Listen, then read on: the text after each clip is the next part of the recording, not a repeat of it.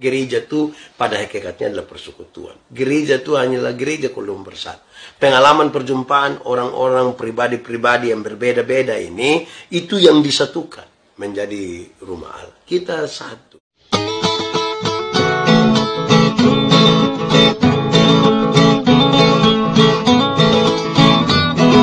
Gereja. Dia punya 5 arti, saudara, menurut kamus. Yang pertama, arti pertama itu adalah gereja itu disebut umat. Gereja adalah umat, atau lebih tepat persekutuan orang Kristen.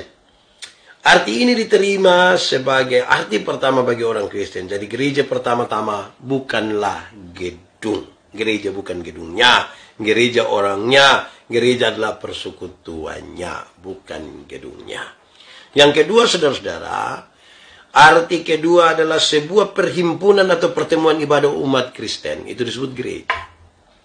Bisa saja ada di dalam rumah, di tempat kediaman, di hotel. Ada juga yang ada di lapangan, di tempat rekreasi. Jadi disebut gereja. Jadi perhimpunan atau pertemuan ibadah orang Kristen jadi ibadah. Kamu bikin apa itu di pantai? Kami gereja, Bapak. Oh ya.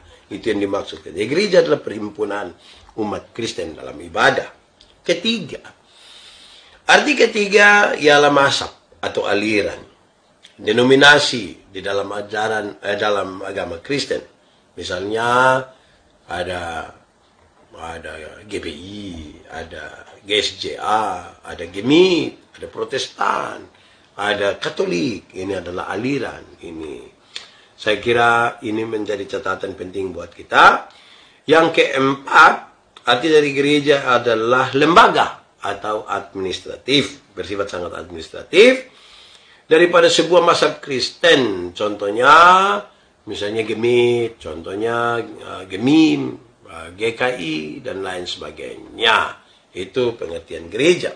Arti yang terakhir, yang kelima, gereja adalah seperti yang paling dipahami, yang paling banyak didengar, gereja adalah sebuah rumah ibadah, bangunan bagi tempat ibadah orang Kristen. Nah, saudara lihat, dari 5 pengertian ini kita menemukan jawaban bahwa gereja itu terbagi dalam 2. Pertama, gereja sebagai tubuh Kristus, itu orang-orang beriman, orang-orang percaya. Dan yang kedua, gereja sebagai organisasi, lembaga gereja. Saudara-saudara, lalu memang malam hari ini kita membaca teks ini dengan harapan yang kuat sekali untuk kita memahami sejumlah hal di dalamnya. Pertama, saudara, pembacaan tadi ingin agar kita ingat bahwa gereja bukanlah sebuah bangunan. Ingat, gereja bukanlah sebuah bangunan. Atau suatu denominasi gereja tertentu, atau suatu kebaktian, atau suatu tempat tertentu di mana kita sepakat untuk pergi ke sana. Tetapi lebih dalam betul-betul kita ingin diingatkan, saudara-saudara, bahwa gereja itu adalah sebuah keberadaan. Gereja itu sebuah keberadaan dari diri kita sebagai orang percaya. Diri kita sebagai orang percaya. Keberadaan diri sebagai orang percaya. Jadi kalau saya gereja, saudara gereja, kita lagi mengatakan tentang keberadaan kita sebagai orang percaya. Paling tidak itu ditegaskan oleh teks.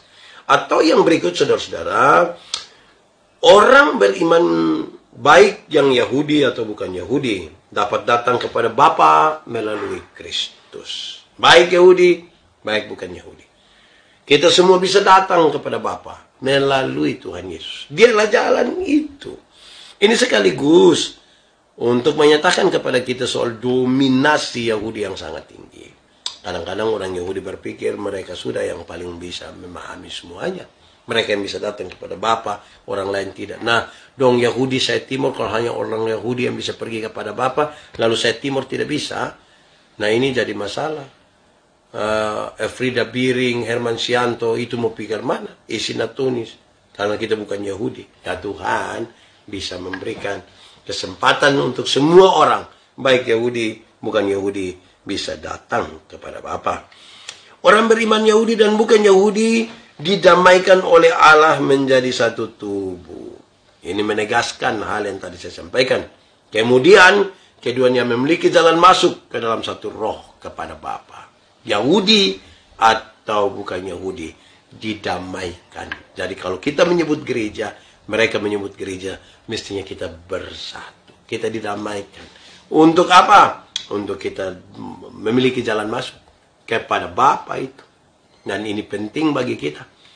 Supaya tidak boleh ada yang mendominasi sendiri-sendiri. Supaya kita bisa menerima keberadaan gereja. Baik orang asing, bukan Yahudi, maupun kawan sekerja Yahudi, adalah anggota kerajaan Allah. Kerajaan Allah adalah ruang lingkup di mana melaksanakan kekuasaan Allah. Saya ingin menyebutkan ulang.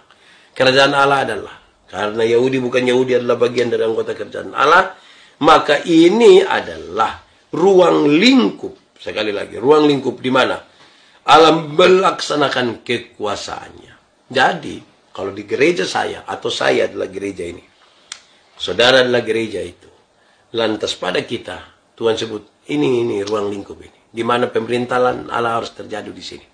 Bicara tentang pemerintahan Allah, itu berarti kuasa kehadiran Allah yang penuh dengan keberpihakan, penuh dengan kasih, pengampunan, dan lain-lain, mesti ada di dalam diri saya, mesti ada pada diri saudara, mesti ada di dalam lembaga di mana kita berkumpul sebagai orang-orang percaya, mesti menunjukkan tanda-tanda bahwa ini orang ini adalah anak-anak Allah.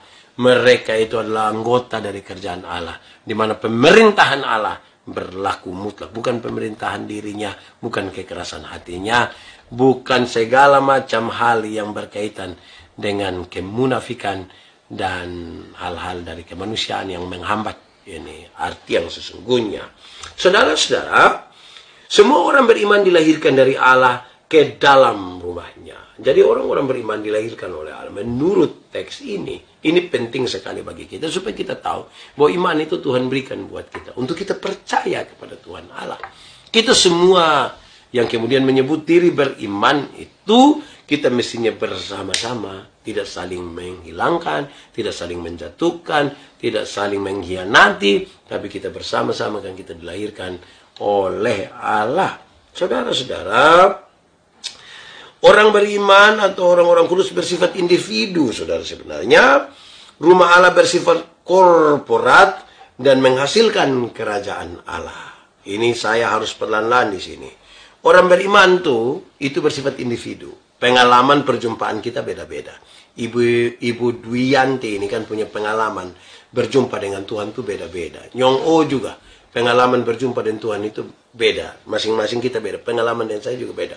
Jadi, orang beriman itu, dia bersifat individu, tetapi kemudian ketika kita bicara tentang rumah Allah, maka itu korporat, kebersamaan, kesatuan. Gereja itu pada hakikatnya adalah persekutuan. Gereja itu hanyalah gereja kalau bersatu. Pengalaman perjumpaan orang-orang pribadi-pribadi yang berbeda-beda ini, itu yang disatukan menjadi rumah Allah. Kita satu di dalam Tuhan. Dalam Kristus, saudara, sebagai batu penjuru semua bangunan disusun bersama dan sedang bertumbuh menjadi bait Allah. Itu berarti, ini penting saudara, kita disusun di dalam Kristus. Tidak boleh saling memisahkan, tidak boleh keluar dari Kristus sebagai batu penjuru. Disinilah titik di mana kesatuan itu menjadi penting, tidak bisa ada yang berjalan sendiri. Kenapa? Yesus Kristus saya percaya di timur ini sama dengan Yesus Kristus yang percaya oleh Barack Obama di Amerika sana. Dia tidak boleh ada Yesus Kristus yang lain. Kita percaya yang sama. Kita dibangun di dalam Kristus Yesus. Ini bangunan terus harus bertumbuh ke atas. Terus di atas dasar Yesus Kristus itu, saudara. Saya kira ini menjadi catatan. Pembangunan gereja yang sesungguhnya sebagai rumah Allah adalah pertumbuhan orang-orang beriman. Sebenarnya secara individu. Ya kita berkumpul bersama-sama. Bertumbuh itu bertumbuh persoalan yang individu masing-masing bertumbuh, tapi kemudian pertumbuhan yang sendiri-sendiri ini mengikat menjadi sebuah pertumbuhan bersama, dan gereja makin nampak, bukan lagi kita bicara tentang gedung, tetapi kehadiran gereja di tengah-tengah dunia yang terus bertumbuh. Saudara-saudara, gereja adalah kumpulan orang-orang percaya di seluruh dunia yang menjadi bagian dari tubuh Kristus. Gereja adalah kumpulan orang-orang percaya di seluruh dunia. Kita semua. Saya di Timor, ada orang yang di Jawa, ada yang di Sumatera, ada yang di Makassar, ada di Papua, di Ambon, di Talaut. Di mana-mana kita orang-orang percaya semuanya. Kita ini disatukan menjadi bagian dari tubuh Kristus. Kita semua penting sudah. Ada yang kepala gereja itu kan Tuhan. Lantas dia punya telinga, dia punya mata, dia punya tubuh, kaki, tangan. Kita sudah sebagai persekutuan. Ini yang perlu dijaga. Semua menjadi penting. Tidak ada mata dia lebih penting dari telinga. Kita semua sama. Kita semua sama. Di dalam Tuhan. Saudara-saudara, Paulus menasihatkan saudara, agar orang-orang Kristen di Efesus saling mengasihi sebagai suatu keluarga dalam Kristus untuk menjadi satu tubuh Kristus. Kita mesti penuh kasih. Kita mesti saling mengasihi. Kita tidak boleh saling menyakiti. Kita tidak boleh saling mengkhianati. Dan kita tidak boleh untuk mengkhianati persekutuan kita. Tidak boleh ada dusta di antara kita. Tidak boleh. Mesti jujur. Nah, kira-kira itu catatan dari teks yang kita baca di Efesus pasal 2 ayat 18 sampai ayat yang ke-22.